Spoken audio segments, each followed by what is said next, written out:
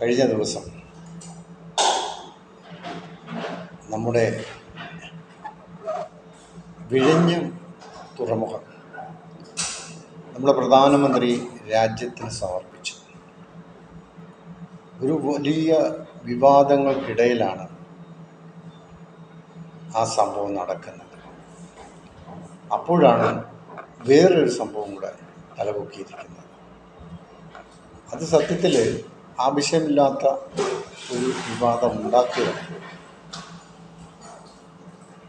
കേരളത്തിലെ BJPയുടെ നേതാവ് ശ്രീ രാജീവ് ചന്ദ്രശേഖർ, അദ്ദേഹം സ്റ്റേജിൽ കയറിയിരുന്നു എന്ന് പറഞ്ഞുകൊണ്ട് നമ്മുടെ മന്ത്രി മുഹമ്മദ് റിയാസ് അദ്ദേഹത്തിനെതിരെ ചില ആരോപണങ്ങൾ ഉന്നയിച്ചു. ഒരു ഇന്ത്യൻ പൗരൻ എന്ന രീതിയിലാണ് എൻ്റെ അഭിപ്രായം ഞാൻ പറയുന്നത്. അദ്ദേഹം വലിഞ്ഞു കയറി വന്നിരുന്നതല്ല.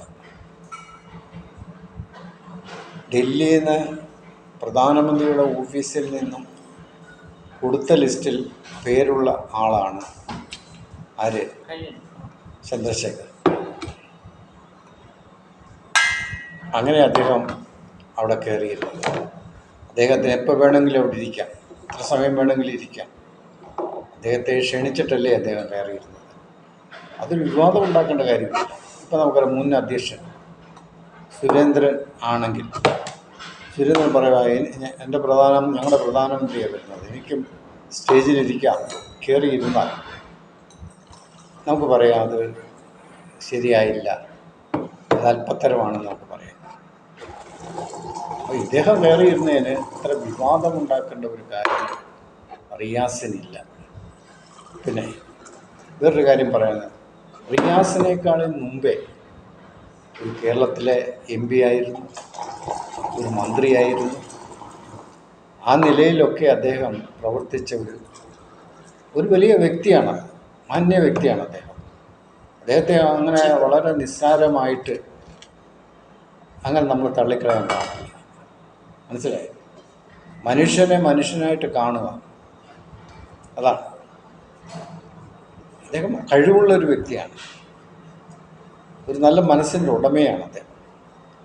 അപ്പോൾ അദ്ദേഹത്തെ സ്റ്റേജിൽ കയറ്റിയിട്ട് ഇവിടെ മീഡിയക്കാരെ വിളിച്ച് കാണിക്കുക, നിങ്ങൾ ക്യാമറ അങ്ങോട്ട് തിരിച്ചു ഒന്ന് നോക്കിക്കേ, ഒരാളവിടെ കുത്തിയിരിക്കുന്നത്, ഇതെന്ത് മര്യാദയാണ്?